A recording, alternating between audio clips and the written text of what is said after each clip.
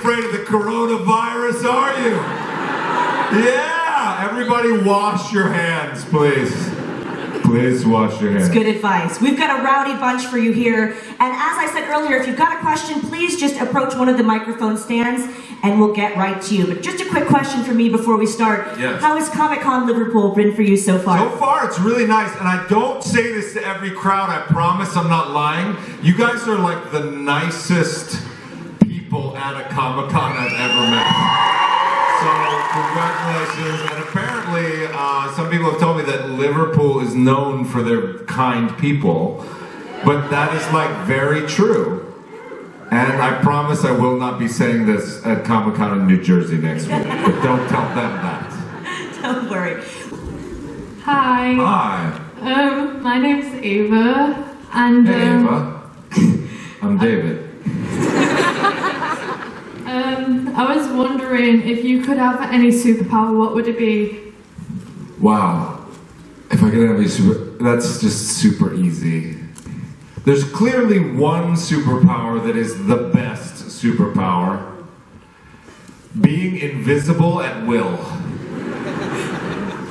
Because you can break into banks and just do all kinds of stuff. It's not nice when you feel invisible when it's not your superpower, when you just feel invisible. But if you could be invisible at will, I think that would be the best. I think it just kicks the crap out of flying any day of the week. Or like laser beams out of your eyes or whatever. Invisible at will. Great question. Thank you, Ava. Hello, David. Hello. Ooh. Hey, what's up? Welcome to Liverpool, first of all. Thank you. Yeah. My question was that, might be a bit spoilers for people who have not up to date with Stranger Things, but at the end of the series, did you know that you were going to return for season 4? Has everybody watched season 3? If you haven't watched season 3, close your ears right now. Put your hands over your ears. Yeah, Hopper dies at the end of season 3. But he just sort of dies. I learned this from an 8-year-old girl I know, Ethel. She does these finger air quotes. I do it a lot now. Hopper dies at the end of season 3, and then he's resurrected in season 4. And I did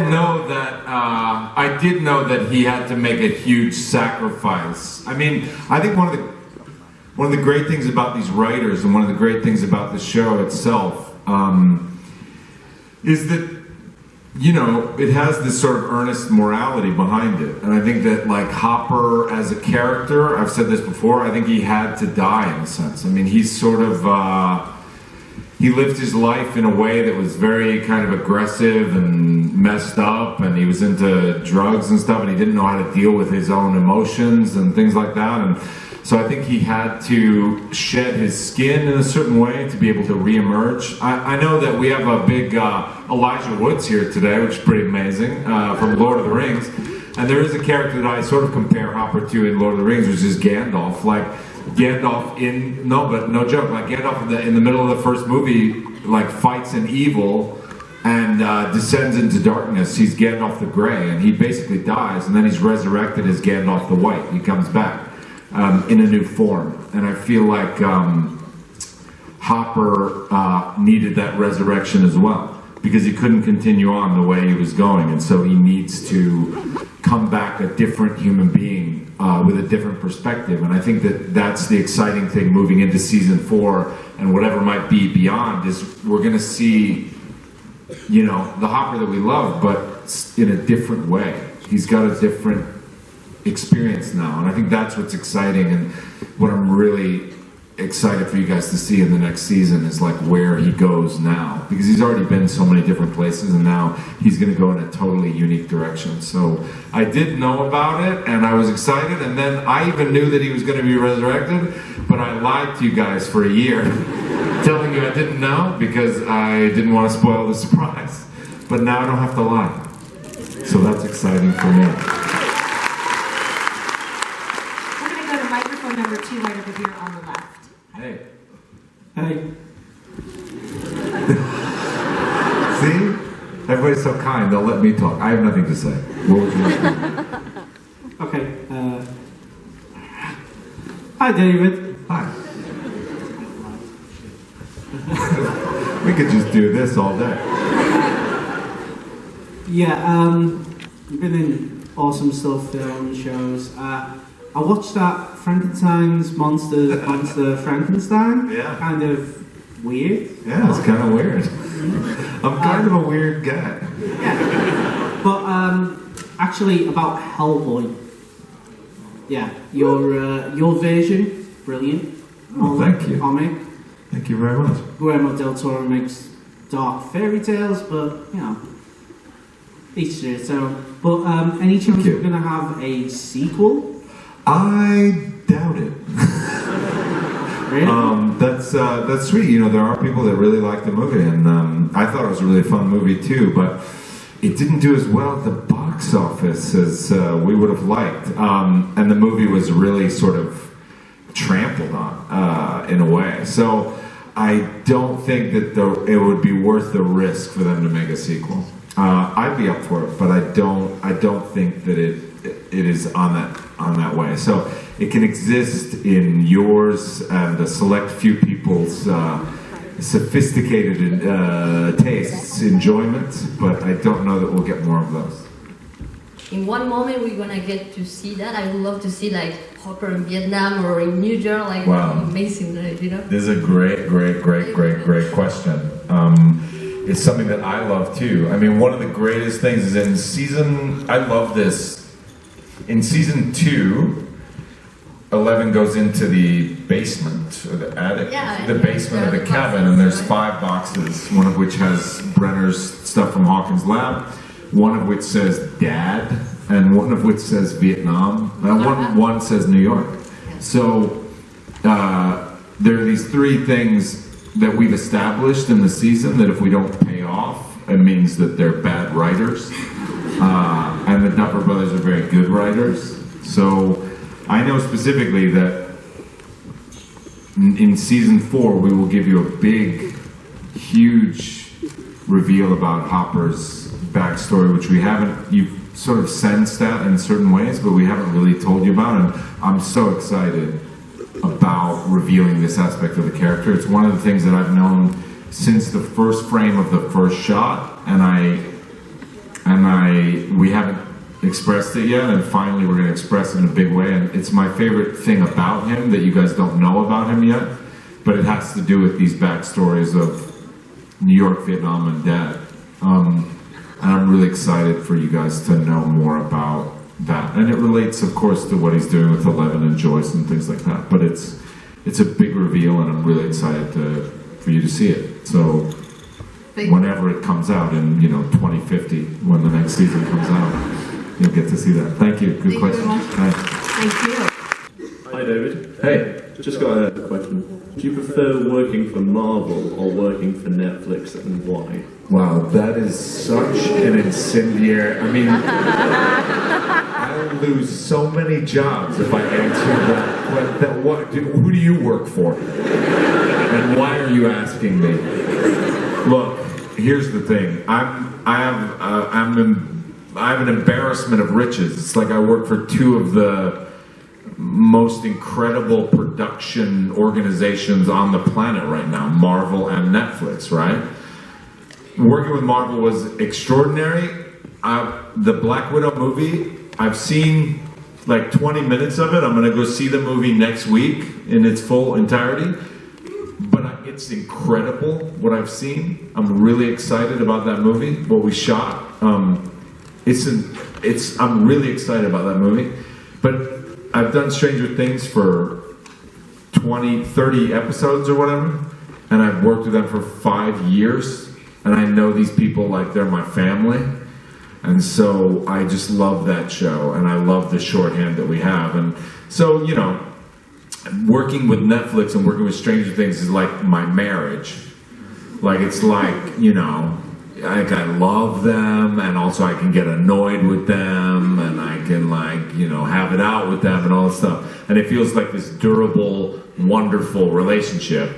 And being with Marvel was kind of like dating a very pretty movie for a couple months.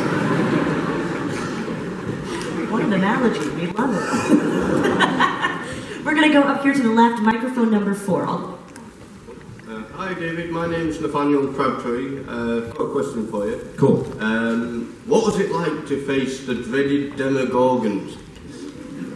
The dreaded Demogorgon. In season 1, the dreaded Demogorgon was a guy named Mark. And he was in an outfit, like a rubber suit with stilts. And so mainly what I saw of Mark was he would be leaned over a chair and the back of his rubber suit would be unzipped and there'd be guys with fans. And he'd be bent over like this. He'd be blowing air, and I'd walk by to go get a coffee at craft service on set, and I'd go like, "Hey, Mark," and he'd be like, "Hey." So that's what it was like on a daily basis to face the Demogorgon. Terrifying. Terrifying. We're going to go to microphone number 2 here on the left. Hi David. Hi. I'm Alison, and I just want to know, how long did it take to get into the Hellboy costume? I was like Mark in the Hellboy costume. It took about 2.5 to 3 hours. Most of that was spent on the face. Like I would come into work at like 4 in the morning, sometimes 3:30 in the morning, and there was a team of 4 people headed by this guy Joel Harlow, who has done tons of movies. You can look him up as a makeup artist. He's incredible. He designed the whole thing. And I would lie back in the chair, put my headphones on, and then they would put glue all over my face. The entire thing was a prosthetic face. Then they would put the horns on. We would screw on these pieces that had these things, and then they would magnetically like fit on. And then we would put on the body, which was like a scuba suit that would zip up in the back, and then they would attach the head and the neck. And then they put on the beard and the hair and the eyes, which were these yellow contacts that were very difficult to see in. And then finally you'd stand up and they put on the annoying tail that would be difficult to sit in chairs. And then you'd be standing for 12 hours a day playing Hellboy. And then you'd take it all off. They'd rip it off in like 30 minutes. But it was a big process. And I think we shot like 65 days, which means 65 applications of that 3-hour process. So it was like a lot. Dustin Henderson here. No, Dustin, you've clearly been to England. Yeah, still working on my accent. Yes. But, pretty good. I've got a really important question. Okay. How does it feel doing a new Stranger Things season without the famous Hopper mustache? I feel a little naked. It's weird, right? I mean, you know, it's funny though, I get to do all sorts of, like the first season it was kind of just stubbly, a little bit like this, a little bit more. And then the second season was more of a beard, and the third season was a mustache, and this season is no hair. So I don't know where you go from here. I'm taking your suggestions. But it has to be new facial hair every season, or I won't do it. All right, thank you. Please give a round of applause to Dustin, Stranger Things cosplay. We'll go up to microphone number 3 in the back to the right. Hi, David. Hey. I just wanted to ask, who's your favorite character in Stranger Things? This guy, Chief Hopper. I do actually, this is a horrible thing to say, but I think he's the best character in the show. I love that character. Even if I wasn't playing him, I mean, I don't, it's not so much my acting, it's more just the character itself, the way it's written. I just think he's a beautiful character. He's so cool. Other than him, though, I have to say I have a bit of a crush on Steve Harrington. I mean, he's just so dreamy, and he's a great babysitter, and I love that hair. So either Hopper or Steve Harrington. That's a Comic Con Liverpool exclusive right there, if I've ever heard one. We're going to go up to microphone number 4 on the left. Hi David, how are you doing? Good, how you doing? Welcome to the UK. Thank you. I just want to reiterate what I said before. I did love you as Hellboy. Oh, thanks. It's a really good job. Thank you, man. I just wanted to ask, obviously in Stranger Things 3 you were fighting the Russians, and in Black Widow you are a Russian. So, how did you go about that, and what did you feel like? You might have found this on the internet. Yeah. I've been accused of doing a lot of dad jokes because I'm sort of like, dad in Stranger Things, and everyone's accusing me. The internet has karmically paid me back for that by doing the dad joke of Hopper went off to Russia and then got brainwashed and became the Red Guardian, and there's a crossover between the MCU and Stranger Things. It's not true. It's a horrible coincidence that I've been cast in a Marvel movie as a Russian, and in Stranger Things I fight Russians. But it is, it's fun to be able to see the other side. The other thing is, does anybody in here speak Russian? Yeah, it's really hard. It's a really hard language to learn. They make all kinds of weird sounds that we don't make in English. It was very fun to play a Russian, but it's definitely easier to play an American. So I prefer playing an American, but playing a Russian was a very interesting experience. Thank you very much. Really looking forward to Black Widow. Oh, thanks, man. It's great. It's going to be fun. I can't wait for you guys to see it. Okay, favorite shows to watch. There are 2 episodes. I think it's the final episode of season 1 and the final episode of season 3. I remember watching the final episode of season 1. I hadn't seen the show before it came out with everybody, and it came out on July 15th in the States, 2016. And I remember I came home from a play and I watched the whole thing, and that final episode, I think maybe I was just so tired, but I forgot that it was me in the show, and I was just watching this guy go through this thing where his daughter had died, and he was searching for this kid, and I was crying watching the show, and I was like, and I said, that poor guy. So I think that, and then what, 11 and Mike and her sacrificing herself, I think it's so beautiful. One of the things this show does really well, I think, is the self-sacrifice stuff, when characters sacrifice themselves. So in season 3 as well, like when Hopper and Billy both sacrifice themselves to help people, and then that letter at the end of 3 is like, even me watching the show, I was like, no, he didn't write her alone. Oh, God. So I think those 2 episodes are really, really beautiful. In terms of shooting the show, I really like the big emotional scenes. That's sort of like, so I really liked shooting that big scene with 11 where we get in a fight in season 2. I really liked shooting the sort of makeup scene in the car. I like shooting all the stuff with Winona too. I like shooting all the stuff with Joyce, because I feel like there's so much sort of complexity there between Hopper and Joyce. I really like that stuff. So I like shooting the more like big emotional stuff. Thank you. Thank you.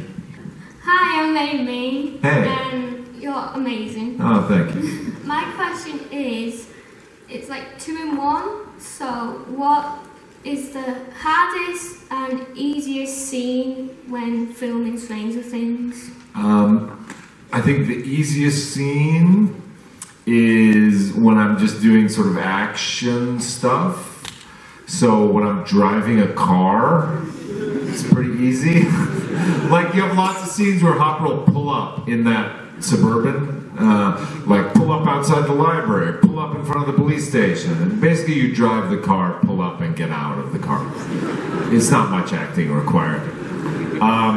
And then the harder stuff for me is the more complicated, sort of big, long scenes where he has relationships with other characters that are difficult and complicated, and he has to express things. And also the thing about Hopper is he's not very vocal. Like, I'm a big talker. Like, I like to talk. Hopper doesn't know how to talk, and he also doesn't know how he's feeling a lot. So he acts out. He'll get angry at someone when really he just loves them. And so those things are can be complicated to play, but they're also fun. But they're hard. Go up to the microphone. Looking forward to the next season. I am. Are you looking forward to the next season? Yeah, me too. I'm alive anyway. A lot of you did. I think no one was that surprised. We tried to keep it a big secret, and everyone was like, we knew. Thank you. Thank you. Give Amy a round of applause. And I'd like to know, when did you decide that acting was the career you wanted to pursue? When I was, I think, pretty young, but I didn't have the confidence that I could do it.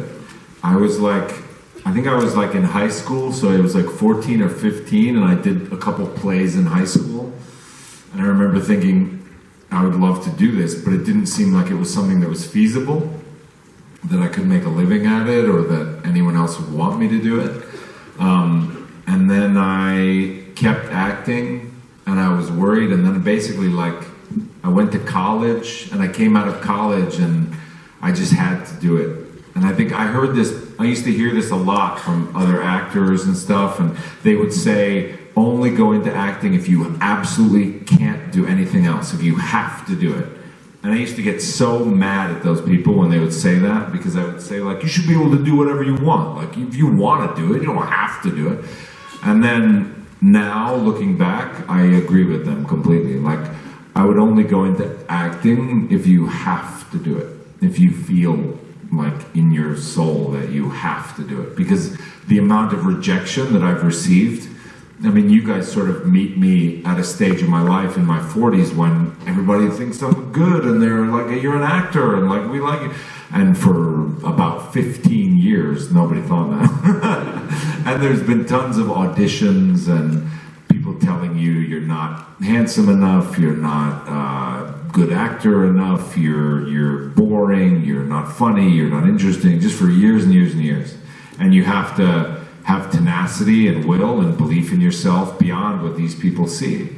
And then eventually somebody gives you a break. So, you know, I really only do it because I have to, because of the amount of rejection. But it also in that way is very fulfilling, because I don't know that I would be happy doing anything else.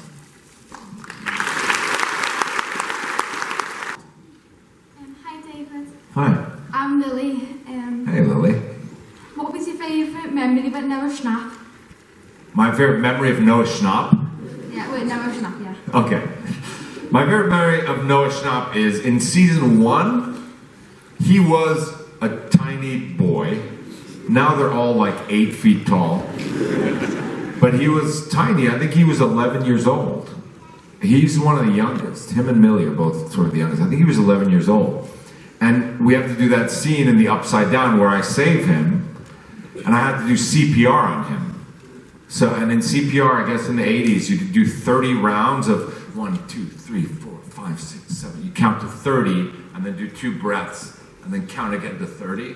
And for some of that, we had a rubber doll where I could really like pound on the chest of it to try to get his heart started. And for some of it, for the close-ups, it had to be Noah. And so I would try to not do it as hard, you know what I mean? Like I try to fake it, but I'm such a bad actor that if I don't do it a little bit, I don't really feel it. So I was doing it kind of hard, I think. And I remember him, he was really cool. Like he didn't want to tell me I was doing it hard. He was really sweet and really like, I'm fine, I'm fine. And when Nona was like, are you really fine? He was like, well, it's a little hard. And then I eased off. But he was a really brave, sweet kid. And that was very generous of him to let me do that. My name's Ben and this is Bella. Hi, guys. Our question is, what was it like being on the set of Stranger Things? What's it like being on the set of Stranger Things? It is both really fun and really hard work. I mean, I think that, you know, a lot of people say like, you know, they want to be on Stranger Things or they want to like hang out on set. And I think you guys get to experience the best portions of what Stranger Things is by watching the show. Like, there's a lot of time on movie sets that's very, very boring. It's just hours of just sitting around, doing nothing. Or even, you know, like the experience that you guys get when you watch the show and you'll feel like, oh my God, all these feelings and stuff. Sometimes we'll do a scene and you'll think, oh, it's really good, and no one will think it's that great. And they'll just sort of go off to lunch.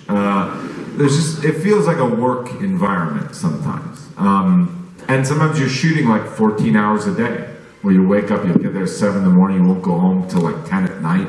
It's very long. And then at that other time, it also is like a family though. So we all really love each other. And I think we all just are very comfortable hanging out with each other and just making fun of each other and stuff. So a lot of that goes on too. And then sometimes you really are able to do some really great work that you're proud of. So in that way, it's like a wonderful, wonderful job. But I think that what you think of the show when you get to watch the show, that's the best things about the show.